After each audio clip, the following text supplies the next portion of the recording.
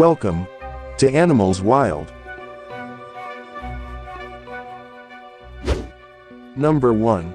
The octopus.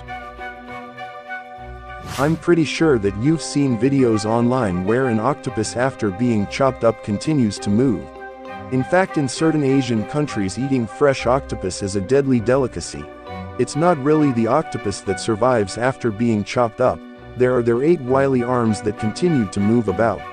And it's these 8 arms that usually get stuck in someone's throat, resulting into a very bad day. The reason why octopus's arms maintain mobility even after being chopped off is quite fascinating. It's because their central nervous system is quite unique.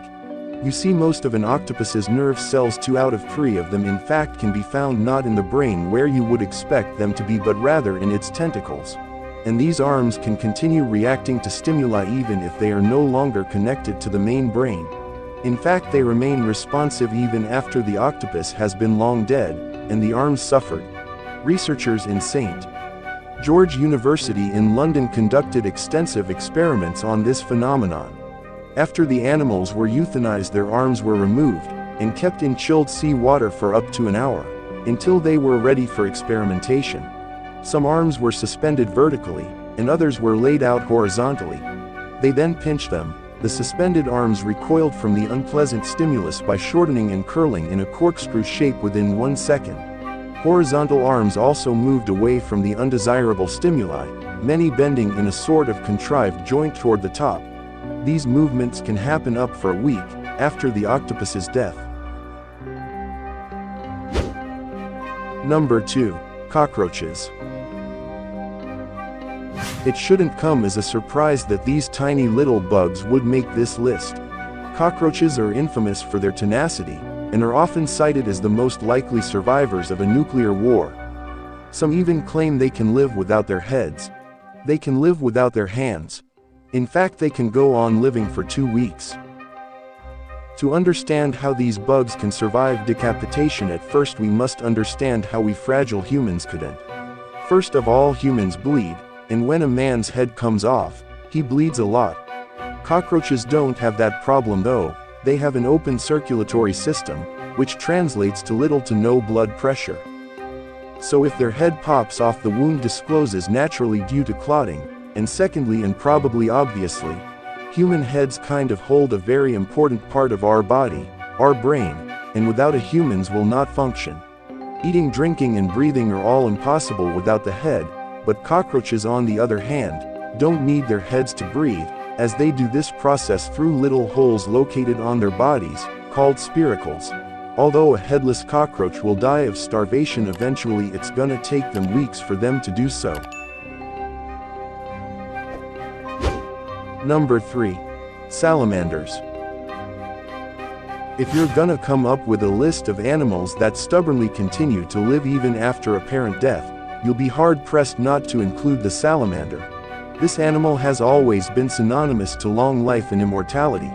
It's even revered by people who believe in magic, believing that the amazing regenerative powers of this animal can be considered paranormal.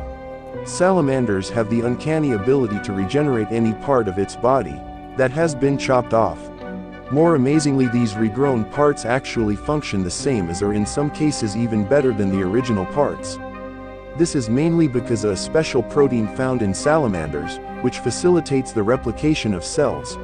This protein can also be found in humans, but in smaller quantities, and they help us heal from our wounds. So does this mean that we can soon regenerate severed limbs? Well, we're not quite there yet. But scientists are continuing to study salamanders and how their unique ability can benefit humans in the future. Number 4. Bees. This might sound like a cop-out to you. No bees die and they stay dead. However, there is a reason why they appear on this list, because even though a bee might be dead, it can still sting you. Not in the way that you think, of course. Dead bees obviously can't go flying around and actively sting you. Is that their stinging parts, and more importantly the venom delivery system, will still work even if the bee is long dead. When a bee stings, the sting detaches from its body, leaving it embedded into the skin of its victim, Attached to this thing is a tiny organ that both contains the bee venom and a tiny muscle that pumps the venom out. Due to the simple physiology of bees, these actions are not controlled by the bee's simple brain, but rather by involuntary impulses. So if you think that you're safe picking up a dead bee, think again. Number 5. Frogs. It has been discovered that frogs continue to move around even when they're brain dead. In order to put it more accurately, with its brain missing. This experiment was brought about when scientists discovered reports of various headless animals continuing to move about. That's very impressive on its own, but let's face it, there's only so much any creature without a head can do. So what happens if you leave the frog's head intact, but take out its brain, you ask? Well, thanks to the "let's chop out its brain and see what the hell happens" approach to science, taken by 19th century neurologist David Ferrier, we can tell you. A headed but brainless frog actually behaves very similarly to a frog with its green matter perfectly intact. If you turn it upside down, it will ride itself. You pinch its feet, it will hop away. You put it in water, it will swim to the side and climb out. And perhaps most disturbing of all, it'll even croak intently if you stroke its back. The factor that results in frogs' zombie-like tendencies is the power of the reflex reaction, which fires the necessary electrical impulses that cause a muscle to expand or contract.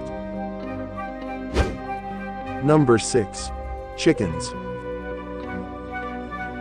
There is truth to the expression "running around like a headless chicken" after all. Chickens can still run around with their heads cut off. And there's a very simple reason for this, and it's not because chickens are zombies.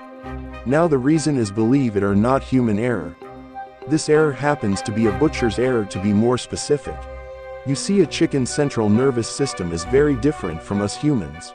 Some basic bodily functions are controlled not by the brain itself, but by certain parts of the brainstem. So what does this all mean? Well, the butcher chopped the chicken's head too high. Most of the time it's just the forebrain of the chicken that comes off with its head, leaving the brain stem and the cerebellum quite intact. In fact, if the butcher also misses the jugular, not only will the chicken continue to move, it sometimes can still breathe.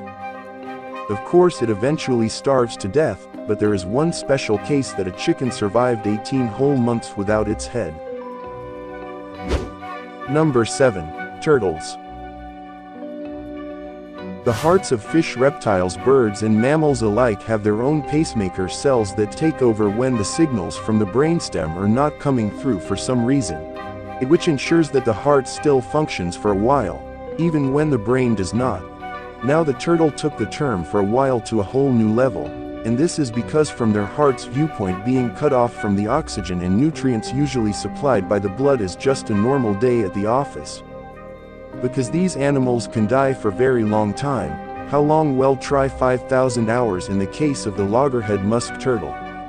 Yeah, you've heard that right. That was a 5 followed by 3 zeros, and they survived that long by what? Oxygen that can take up from the water via their skin, throat, and butt end, as well as their body's amazing potential for producing energy without oxygen. Their hearts have their own fuel stash, and they just won't give up until every last fill up of that has been used up. Number 8. Flies. You've probably seen David Blaine resurrect dead flies just by touching them, and no, this is not because the magician really has supernatural powers. Flies can survive freezing temperatures and go into some kind of suspended animation. But you really see David doing is thawing the frozen fly using his own body heat. When the insect fully thaws, the fly then flies away. But this amazing ability to survive freezing temperatures is not why the humble fly makes it to this list. Female flies will live for several days after they have been decapitated. Such beheading females assume an upright stance comparable to that of a normal fly, and can do and engage in complex actions, such as preening, flying, and under duress walking. Even more amazed me, males will court decapitated females. That's right, chop off a female fly's head and not much changes really. If anything, it serves to make the fly's behavior more human-like. The males still want to have sex with her, while she in turn treats their sexual adventures as noxious foreign stimuli. Number 9. Flatworms. Are you familiar with the old wives' tale about how earthworms reproduce? It states that if you cut an earthworm in half, 2 earthworms will form from the separate halves. Of course, this has since been proven to be completely hokum. However, substitute the earthworm with a flatworm, and then this old wives' tale suddenly becomes a very true disturbing story. Flatworms or planarian are known as masters of regeneration. They can rebuild any part of their bodies after amputation. If one is cut in half, the head portion grows a tail, and the tail portion grows a head. Cut it into 20 pieces and 20 new worms, each an exact copy of the first, are created. This has been exploited by Nottingham University scientists who have created a colony of more than 20,000 worms. And guess what? They're all from one original, whose bodies and organs do not appear to age. They are confident a single worm which did not divide would live forever, unless it catches an infection or another illness. Number 10. Snakes. People's reaction when faced with a highly venomous snake can be boiled down into 3 categories: running away, freezing on the spot, and oh God, kill it, chop its head off. While indeed chopping that thing's head off may seem the most feasible way to avoid getting bitten, the truth is that that may not be the case. A snake's head, a vessel for its fangs and deadly poison sacs, still have the ability to bite you and deliver deadly venom, even if it's no longer attached to the rest of its body.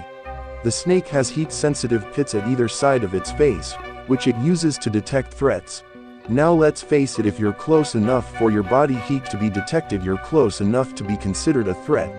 These heat-sensitive pits are capable of detecting a threatening presence for hours after death, which means this thing may continue to defend itself, zombie style. And yes, this even applies the body is no longer attached. So, which deathless animal is your favorite? Let us know in the comments section down below. One more videos that would probably still exist until the end of time, but got any of the videos you see on the screen as always. Thanks for watching.